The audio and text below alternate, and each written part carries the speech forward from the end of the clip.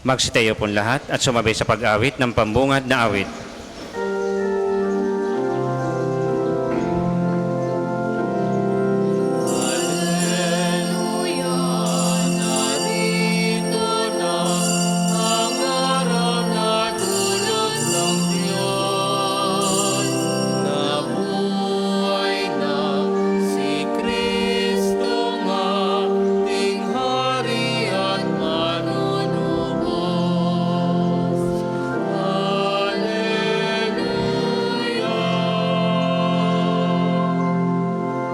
Sa ngalan ng Ama, ng Anak, at ng Espiritu Santo. Amen. Ang pagpapala ng ating Panginoong Jesucristo, ang pag-ibig ng Diyos Ama, at ang pakikipagkaisa ng Espiritu Santo, naway sumainyong lahat.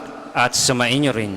Mga kapatid, aminin natin ang ating mga kasalanan upang tayo maging marapat gumanap sa banal na pagdiriwang.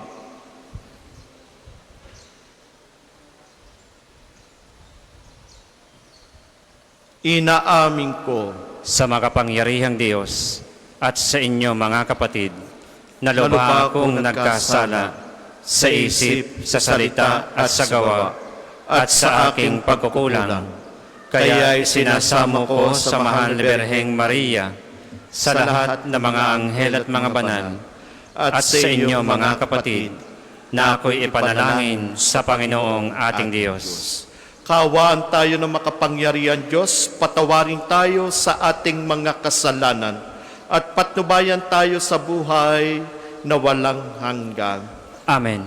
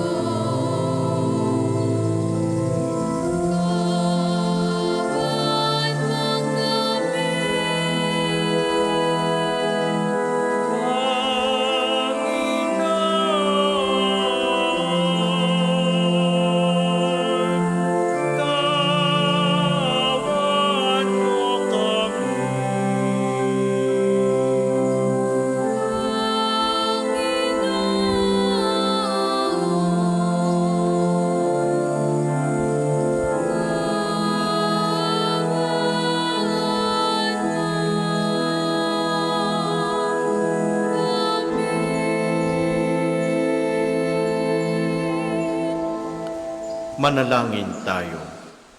Ama naming makapangyarihan, pakundanga sa pagpapakumbaba ng anak mong masunurin, ibinangon mo sa pagkadapa ang sangkatauhang masuwayin, ipagkaloob mo sa amin ang banal na kagalakan, upang kami sinagip mo sa kailipinan, ay magkamit na iyong ligayang walang katapusan, sa pamagitan ng Jesucristo kasama ng Espiritu Santo, magpa sa walang hanggan. Amen.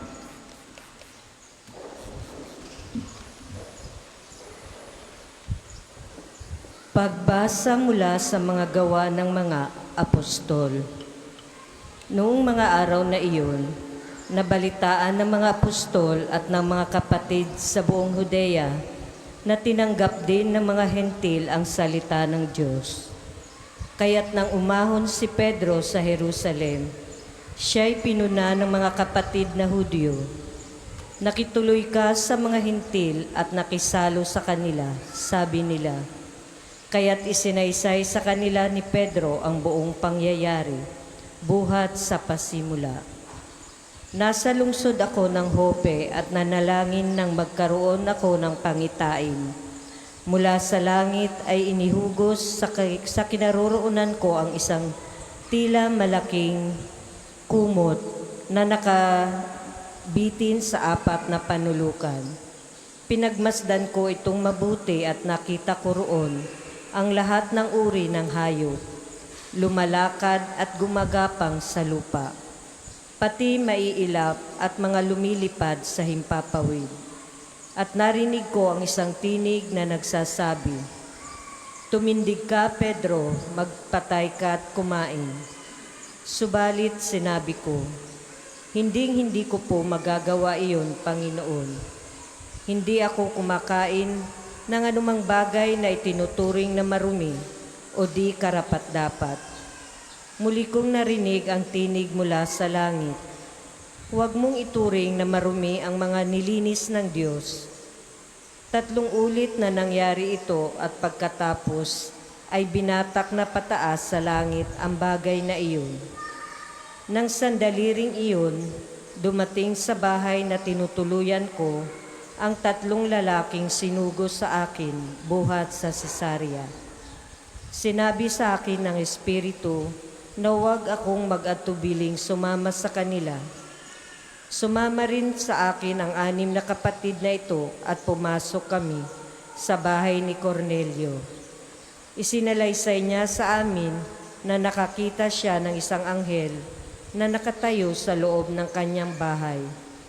At sinabi sa kanya, "Magpasugo ka sa Jope at ipasundo mo si Simon na tinatawag ding Pedro. Sasabihin niya sa iyo ang tungkol sa ikaliligtas mo at ng iyong sambahayan." Nagsisimula pa lamang akong magsalita ay bumaba na sa kanila ang Espiritu Santo, gaya ng pagkababa nito sa atin noong una. At naalala ko ang sinabi ng Panginoon, "Si Juan ay nagbibinyag sa tubig, ngunit bibinyagan kayo sa Espiritu Santo." Kung bininyagan sila ng Diyos ng kaloob na tulad ng ibinigay niya sa atin nang manalig tayo sa Panginoong Hesukristo, sino akong hahadlang sa Diyos? Nang marinig nila ito, tumigil na sila ng pagpunta at sa halip ay nagpuri sa Diyos. Kung gayon, sabi nila, ang mga hintil may binigyan din ng pagkakataong magsisit, magbagong buhay, upang maligtas. Ang salita ng Diyos. Salamat sa Diyos. Salmong tugunan, aking kinasasabikan ang Diyos na nabubuhay. Aking kinasasabikan ang Diyos na nabubuhay. Kung paano yaong batis ang hanap ng isang usa, gayong hinahanap ang Diyos ng uhaw kong kaluluwa. Aking kinasasabikan ang Diyos na nabubuhay. Nananabik ako sa Diyos, Diyos na buhay, walang iba. Kailan kaya maaaring sa harap mo ay sumamba? Aking kinasasabikan ang Diyos na nabubuhay. Ang tutuot ang liwanag, buhat sa iyo ay pakamtan, upang sa Siyon ay mabalik sa bundok mong dakong banal, sa bundok mong pinagpala at sa templo mong tirahan. Aking kinasasabikan ang Diyos na nabubuhay. Sa dambana mo, O Diyos, ako naman ay dudulog. Yamang galak at ligaya ang sa aki iyong dulot. Sa saliw ng aking alpay magpupuri akong lubos. Buong lugod na aawit ako sa Diyos na aking Diyos. Aking kinasasabikan ang Diyos na nabubuhay. Magsitayo pong lahat.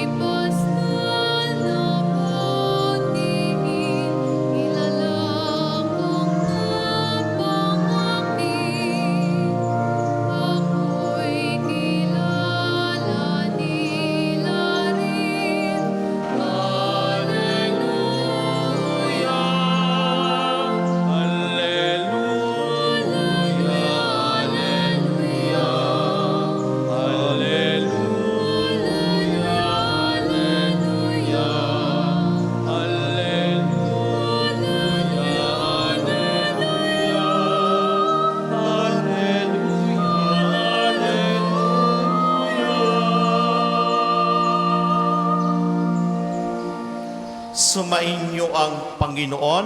At sumainyo rin. Ang pagpapahayag ng mabuting balita ng Panginoon ayon kay San Juan.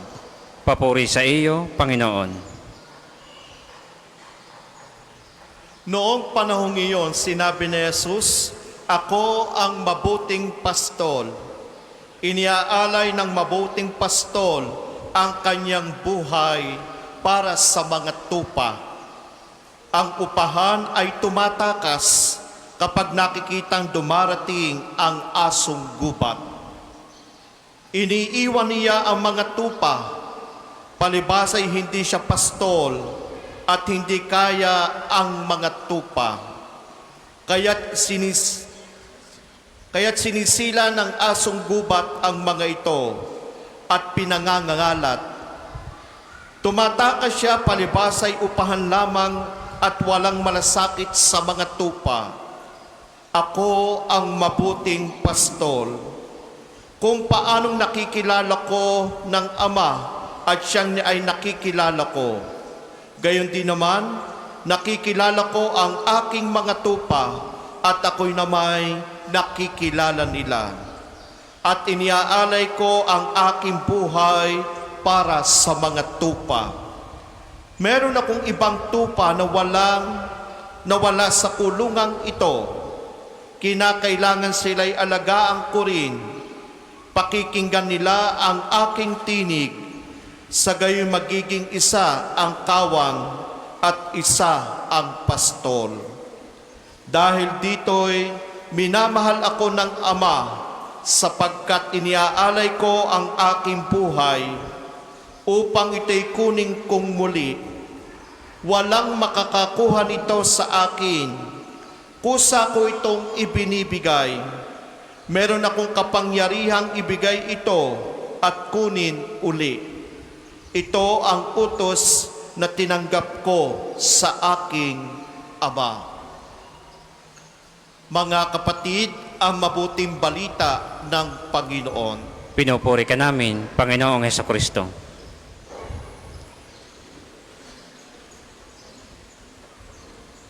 Magandang umaga po sa inyong lahat at sa mga pilgrims po, maligayang pagdating po sa pambansang dambana ng Santo Padre Pio. Welcome po sa inyong lahat. Sa karanasan po ng tao, at lahat naman po tayo ay nakaranas nito, at ito po ang reality ng buhay, bilang isang gumagabay, bilang isang tagapagturo, marahil ang bawat isa po sa atin ay may kanya-kanya kapakanan na dapat sundin. At bilang isang sinusunod, katulad na lamang po kung ano man po ang iyong sitwasyon sa buhay, sa pamilya, sa company, o sa anumang uri ng asosasyon, marahil makikita nyo ang pagpapahalaga ng isang namumuno. At dahil dito, makikita po natin sa ating buhay kung ang isang tao ay kaya ng maging independent. Hindi na umaasa kanino man, kundi umaasa mismo siya sa kanyang sarili, sa trabaho o sa alinman. Pwede mo nang pabayaan, ika nga sa loob ng tahanan, nakatapos ka na, naibigay na namin sa iyo ang mga pangangailangan mo, so nasa iyo na lahat ang desisyon. Dito lang kami para tumingin sa iyo. Pero sa lahat ng desisyon, ikaw ang gagawa. So ibig sabihin, nakikitaan po natin, pag ang isang tao ay handa na, pag ang isang tao ay may kahandaan sa kanyang sarili, anuman ang mga bagay o pagsubok o crisis na mararanasan niya, alam na po niya ito at marahil malalampasan niya po. At ito siguro ang pinakasandali ng ating buhay na dapat talaga nating tanggapin, sapagkat hindi habang panahon tayo ay umaasa sa tulong ng iba. Pag ang isang tao ang prinsipyo ay hindi umaasa sa tulong ng iba, napakataas ng dignidad at integridad sa kanya bilang isang tinuruan at bilang isang hinubog sa tunay na kalayaan ng pastulan. Noong panahon po ng ating Panginoong Jesucristo, marahil gumamit ang ating Panginoon ng talinghaga at ang talinghagang ito ay natutukoy sa kakayahan ng mga tao sa lupa. Sinasabi nga po, ako ang mabuting pastol. Paano ba natin makikita na ang isang tao ay mabuting pastol? Noong panahon ng ating Panginoong Yesus, ang isang bata, particularly sa mga Hudyo, dapat 13 years old, tinuturuan na silang mga laga ng tupa. Ibig sabihin, hindi mawawala yung problema doon kasi nag-i-start pa lang eh. But in the grace period of 6 years, 13 to 19 years old, mamamaster niya na kung anong klase ng tupa ang kanyang iniiwi o kanyang ginagabayan. Isipin niyo po, in 6 years na yon, masasabi nating napakarami ng mga pagsubok bilang isang nangangalaga sa tupa. Mga ups and down. Kaya nga po ang isang bata ng mga Hudyo at nakarating na 13 taong gulang hanggang sa makamit na ang 11, iiwanan na siya. Siya na ang bahalang magtupa at mangalaga sa pastulan. Kaya kung malawak ang pastulan ng batang ito na pinangangalagaan, hahayaan niya lang na ang mga tupa ay magdiwali sa loob ng pastulan sapagkat bilang isang nangangalaga, alam niya ang pangangailangan, alam niya kung nagkakasakit o hindi nagkakasakit ang isang tupa. So, ibig sabihin, sa 6 na taon na yon, naipadama niya ang kanyang sakripisyo kung paano, masabi natin, maging master niya o sabi natin, the best na siyang mangalaga ng tupa. At dahil dito, ginamit ng ating Panginoong Yesus ang mabuting pastol sapagkat ang mabuting pastol pinakikinggan ng mga tupa. Kaya't sa buhay po natin bilang isang Kristiyano, lahat po tayo nangangailangan ng tupa at nangangailangan na nagpapastol.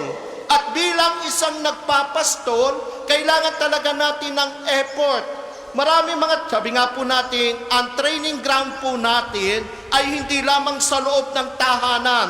Ang training ground lang po natin ay hindi lamang sa loob ng opisina, kundi maraming pamamaraan ng malawak na pastulan para may padama sa iyo ng ating Panginoon kung ano ang mga bagay na dapat mong gawin para masugpo ang mga bagay na mali at dapat gawin ang totoo. Narinig po natin sa unang pagbasa na sinasabi po sa unang pagbasa na ang mga hintil ay nakikinig sa turo ng mga apostol. At sa kanilang pagtuturo, napuna ito ng mga Hudyo. Sabi nga ng mga Hudyo, bakit ka nakikikain sa mga hintil? Bakit ka nakikikain sa mga makasalanan? Kung walang training ground, kung walang pagtuturo ang ating Panginoong Jesucristo sa mga apostol, hindi nila alam kung anong sasabihin sa tinatanong ng mga Hudyo. Pero dahil sa tulong at turo ng ating Panginoong Jesucristo na lagi nilang kasakasama noong siya'y nabubuhay sa mundo at ipalaganap ang mabuting balita, that's the caliber ng ating Panginoong Jesucristo na sinasabing hanggat sila'y nabubuhay, kailangan nilang ipahayag ang mabuting balita. Ganon din po sa ordinaryo nating pamumuhay. Kahit po nating pabayaan ang ating mahal sa buhay, sabihin po natin meron na yung pamilya. Kung may pamilya na ang ating supling, darating naman talaga ang panahon, magkakapamilya yan. Makikita na lang po natin kung paano nila pinalalago o pinapaganda ang buhay ng mag-asawa o buhay ng pamilya. Ganon din po ang purpose ng ating Panginoon. Kasi sa buhay po nating pananampalataya, tayo po ay nasa pastulan, at kung tayo nasa pastulan ng ating Panginoon, pamilya tayo ng ating Panginoon. Hindi niya tayo ikatututwa, kundi lagi pa rin tutulungan. Sabi nga sa ating Ebanghelyo, hindi lahat nakakulong sa pastulan. May mga tupang nakahiwalay. At itong mga tupang nakahiwalay, yung hindi naniniwala sa ating Panginoon. Pero sinabi ng ating Panginoong Jesucristo, kahit wala doon sila sa pastulan, patuloy ko silang kakalingain. At ito ang sinasabi sa unang pagbasa, yung mga tupang wala doon sa pastulan, ito po yung mga hintil, ito po yung mga Gentiles na kung saan hindi talaga ito naniniwala sa Diyos ng mga Hudyo. Ang pinaniniwalaan po nila ay mga anito, mga hula-hula.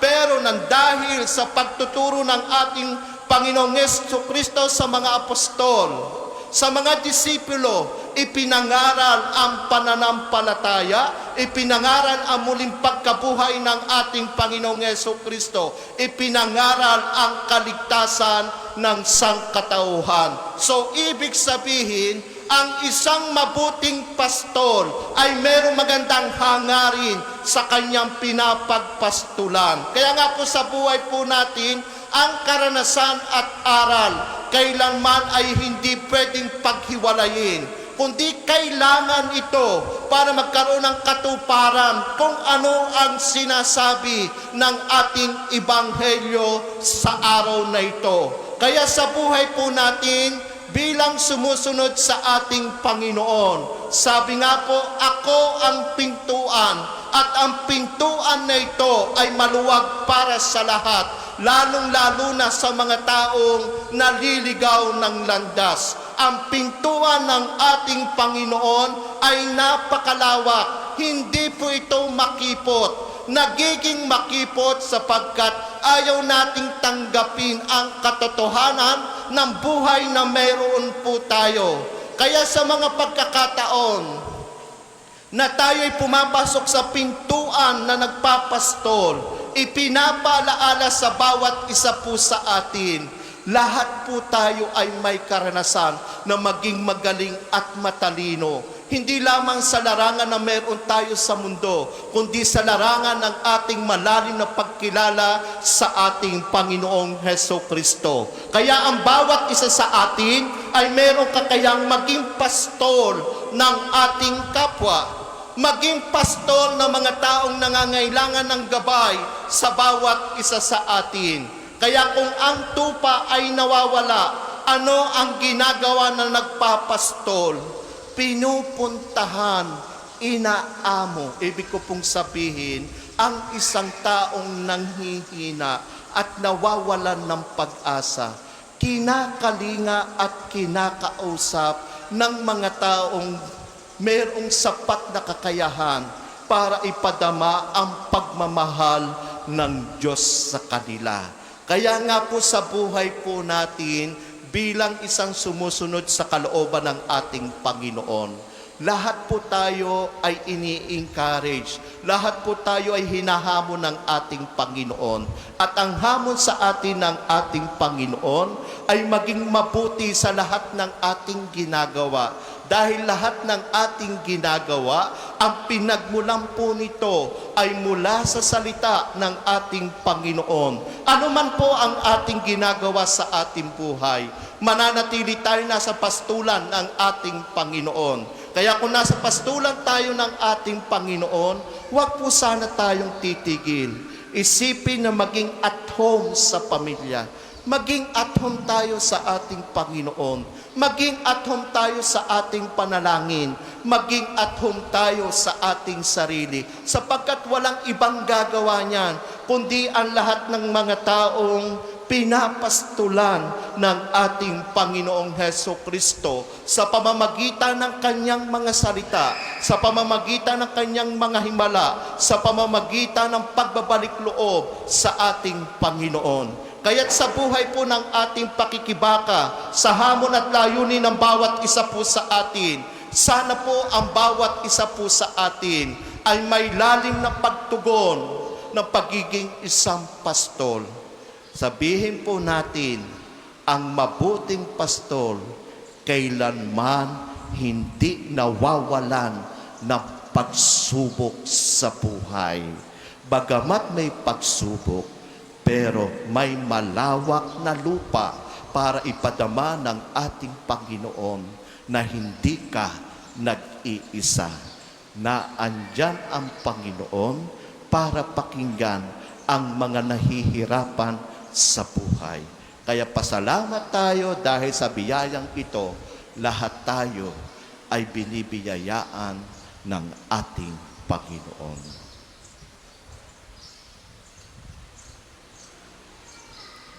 Para po sa mga maghahandog ng sobre, pakihulog na lamang po sa buslo.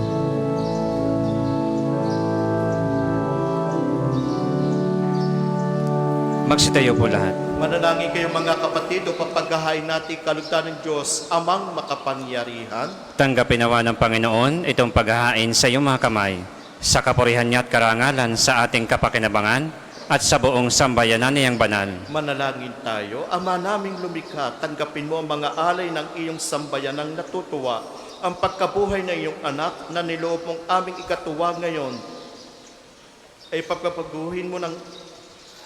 pagpapagbungahin mo ng galak na manatili sa amin habang panahon sa pamagitan niya kasama ng Espiritu Santo magpa sa walang hanggan. Amen. Sumainyo ang Panginoon At sumainyo rin. itaas sa Diyos sa inyong puso at diwa. Itinaas na namin sa Panginoon. Pasalamatan natin ang Panginoong ating Diyos. Marapat na siya ay pasalamatan. Ama naming makapangyarihan, tunay nga marapat na ikaw ay aming pasalamatan. Ngayon pinagdiriwang ang paghahain ng Mesiyas, ang maamong tupa na tumubos sa aming lahat. Siya'y talagang maaasahan at ang katapatan niya sa pananagutan ay siyang bumago sa dating pamumuhay, sa sangkatauhang namihas sa pagkasalawahan. Ang dangal ng tao ay ganap na itinatampok upang mamana namin sa pakikipagkapatid kay Jesus. Kaya kaysa ng mga anghel na nagsisiawit ng papuri sa iyo na walang humpay sa kalangitan, kami nabubunyi sa iyong kadakilaan.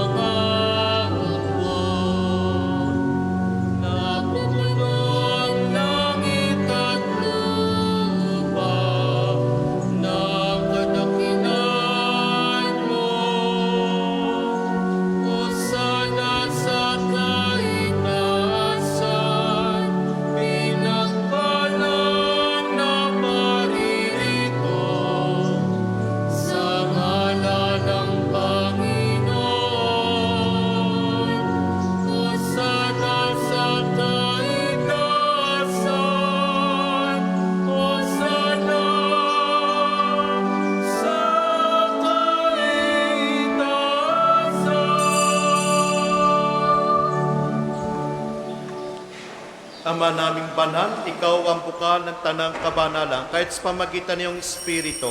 Gawin mong banal ang kaloob na ito upang para sa amin maging katawan at dugo ng aming Panginoong Heso Kristo. Bago niya pinagtiisan ko sa loob na maging handog, hinawakan niya ang tinapay, pinasalamatan kanya, pinagati-hati niya, niabot sa kanyang mga alagad at sinabi, tanggapin ninyo lahat ito at kanin. Ito ang aking katawan na ihahandog para sa inyo.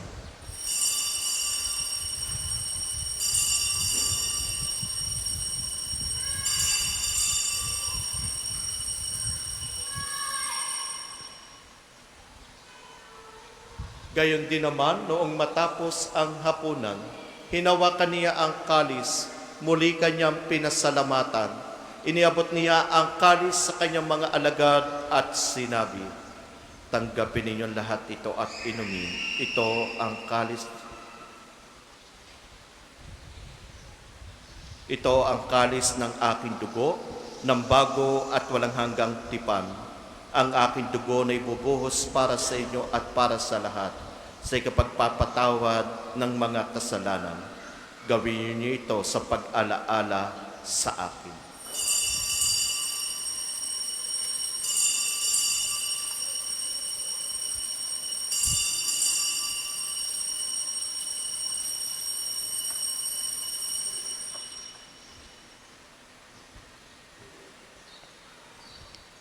Ipagbunyi natin ang misteryo ng pananampalataya. Si Kristo'y namatay, si Kristo ay nabuhay, si Kristo'y babalik sa wakas ng panahon. Ama, ginagawa namin yung pag-alaala sa pagkamatay at muling pagkabuhay ni iyong anak. Kaya tinaalay namin sa iyo ang tinapay na nagbibigay buhay at ang kalis na nagkakaloob ng kaligtasan. Kami nagpapasalamat dahil kami yung minarapat na tumayo sa harap mo para maglingkod sa iyo. Isinasamo namin kami magsalo-salo sa katawan at dugo ni Kristo ay mabuklod sa pagkakaisa sa pamamagitan ng Espiritu Santo. Ama, lingapin mo yung sibang laganap sa buong daigdig. Puspusin mo kami sa pag-ibig. Kaysa ni Leon ng aming Papa at ni Gilbert na aming Obispo at ng Tanang Kaparian. Alalahanin mo rin ang mga kapatid naming nahimlay na may pag-asang sila'y muling mabubuhay, gayon din ang lahat ng mga pumanaw. Kaawaan mo sila at patuloyin sa iyong kaliwanagan. Kaawaan mo at pagindapating kami lahat na makasalo sa iyong buhay na walang wakas. Kaysa na Malibereng Maria na ina ng Diyos, ni San Jose ng kanyang kalisinisang esposo, kaysa ng mga apostol at ng lahat ng mga banal, na namuhay dito sa daigdig ng kadugot-lugot sa iyo, may pagdiwang nawa namin ang pagpupuri sa ikaradangan mo sa pamamagitan ng anak na aming Panginoong Heso Kristo. Sa pamamagitan ni Kristo, kasama niya at sa Kanya, ang lahat ng parangal at papuri ay sa iyo. Diyos amang makapangyarihan, kasama ng Espiritu Santo, magpa sa walang hanggan. Amen, amen, amen,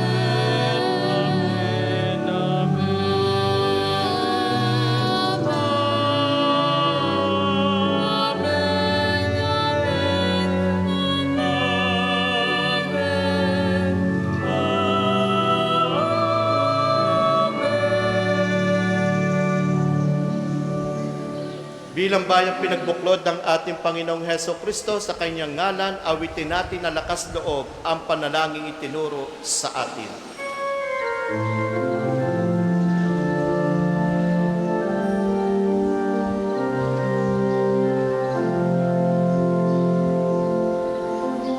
Namin sumasalangit ka, sambahin ang ngalan mo. Mapasa amin ang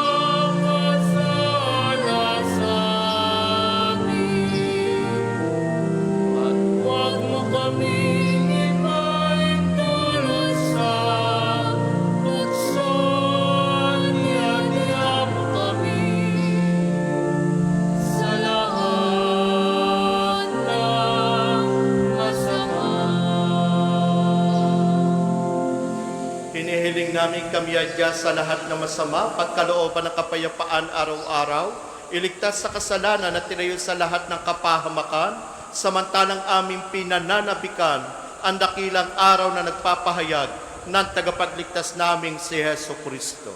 Sapagkat iyong kaharian at ang kapangyarihan at ang kapurihan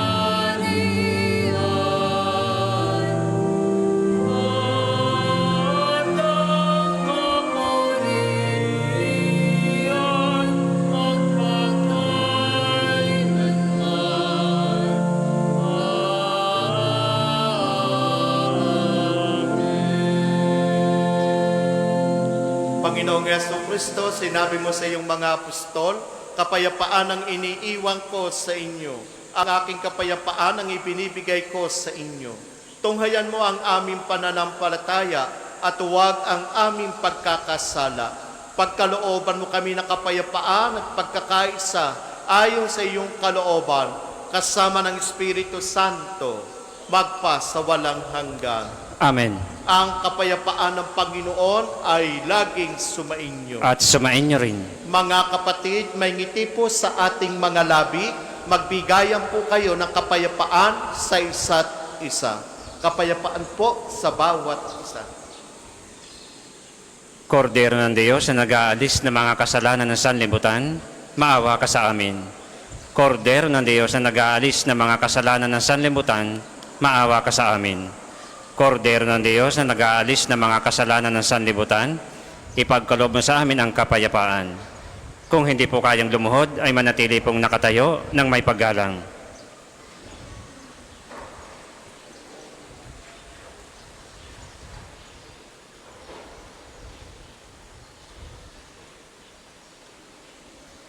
Mga kapatid, ito ang ating Panginoong Heso Kristo, ang katawan at dugo. Ito ang kordero ng Diyos, ito nag-aalis ng mga kasalanan na sanlibutan, mapalad ang inanyayahan sa kanyang piging. Panginoon, hindi ako karapat-dapat na magpatuloy sa iyo, ngunit sa isang salita mo lamang ay gagaling na ako.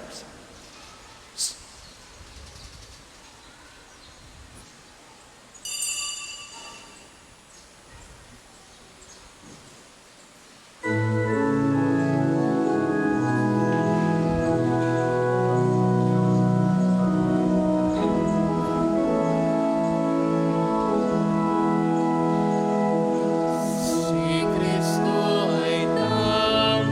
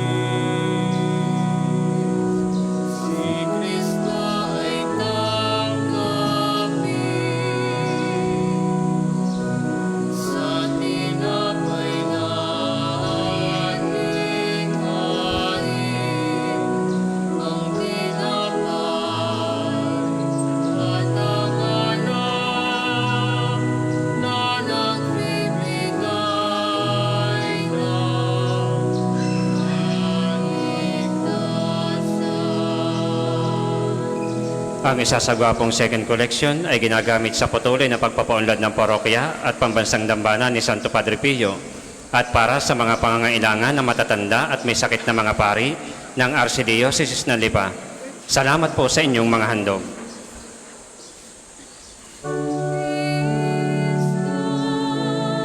El camino seguimos al Señor por siempre. Cristo, la fuente, el nacimiento de la vida. Si Kristo ay tanggapin sa tinapay na ating hangin, ang tinapay at ang anak na nagbibigay ng kaligtasan.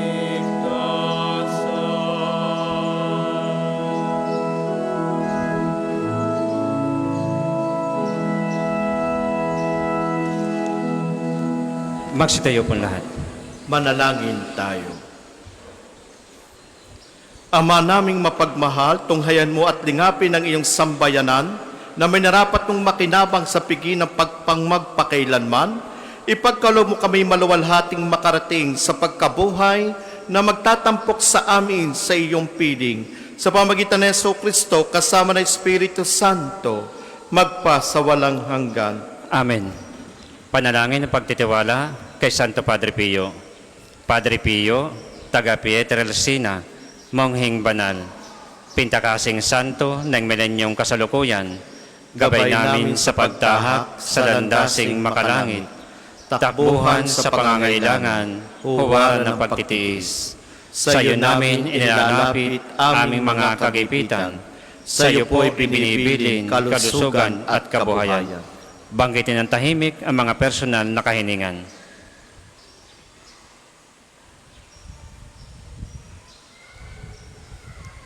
Di mang karapat-dapat, kami po ay pagbigyan, bendisyonan at basbasan, maging ganap sa buhay. Lumayo nawa kami, umiwas sa kasalanan, lumapit lagi sa Diyos, maging matatag at matibay. Sa mabuting balita ng pagliligtas, turuan mo kami nawa, sa tuwin ay makinig, magnilay at sumampalataya. Amin pong pakiusap itong mga kahilingan, puso ay nagsisisi, nagtitikang taimtiman. Di na muling magkasala, sunod lagi sa Diyos Ama, kaysa ng Espiritu at ni Jesus na tagapamagitan. Amen. Magsiupo muna po lahat para sa mga patalastas. Una, sa inyong pagdalaw sa pambansang dambana, mangyaring pakaingatan ang inyong mga personal na gamit. Hangad namin ang isang matiwasay at maayos na pagbisita sa National Shrine. Ikalawa, nais po naming ipagbigay alam sa inyo ng Padre Pio Healing Bundle ay available sa ating mga tindahan. Ang langis na kasama nito ay may halo ng langis na mula sa puno ng olibo na binasbasan ni Padre Pio nung siya'y nabubuhay pa. Naway magindaan ang ating healing bundle sa pagkakamit ng kagalingang mula sa Diyos. Ikatlo, inaanyayahan ang lahat na nagnanais maging kasapi ng Konpradiya ni Santo Padre Pio, isang samahan na nangunguna sa pagdarasal at debosyon sa Kanya. Kayo po ay makipag-ugnayan lamang sa ating opisina para sa pagpapalista at mga detalye. Ikaapat, ngayong Sabado, ikalawa ng Mayo ay unang Sabado ng buwan. Mayroon po tayong prosesyon sa karangalan ng Mahal na Birhen ng mga biyaya sa ganap na 5 ng umaga na sisimulan natin sa may harap ng Fountain of Hope. Ang mga sasama ay inanyahang magdala ng kandilang may pansalo. Ang susunod pong banal na misa ay sa ganap na 12 ng tanghali. Maraming salamat po at mangyaring panatilihin natin ng kalinisan, katahimikan at diwa ng pananalangin sa loob at labas ng ating mga simbahan. Magsitayo na po lahat para sa pagbabasbas ng religious articles.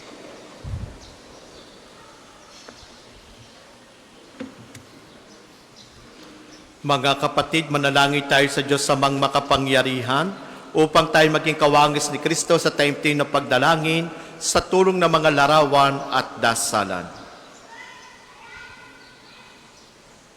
Manalangin tayo.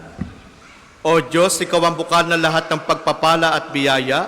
Ibos mong iyong bendisyon sa mga gamit na ito sa pananalangin, mga rosaryo, imahin at dasalan na nagpapaalala ng iyong kabutihan, kabanal at pagmamahal sa amin, upang ang lahat na dumulog at magdasal gamit ang mga ito ay magtamo na iyong awa at biyaya.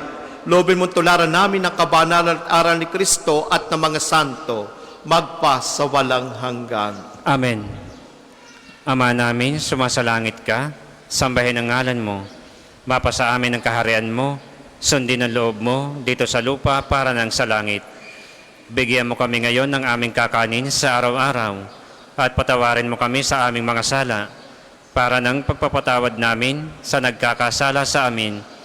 At huwag mo kaming ipahintulot sa tukso at iadya mo kami sa lahat ng masama. Amen.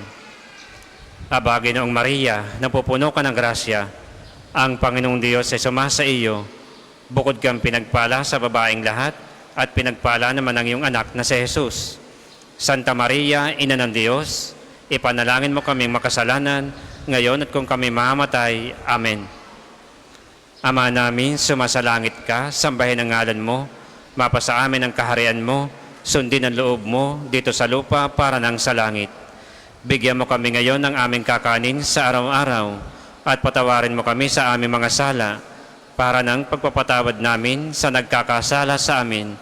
At huwag mo kaming ipahintulot sa tukso at iadya mo kami sa lahat ng masama. Amen. Luwalhati sa Ama, sa Anak at sa Espiritu Santo, kapara nung una, ngayon at magpasawalang hanggan. Amen.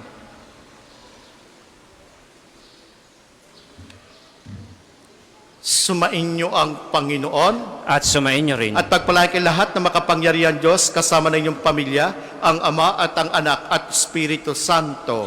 Amen. Taglayin sa inyong pag-alis ang kapayapaan ni Kristo. Salamat sa Diyos.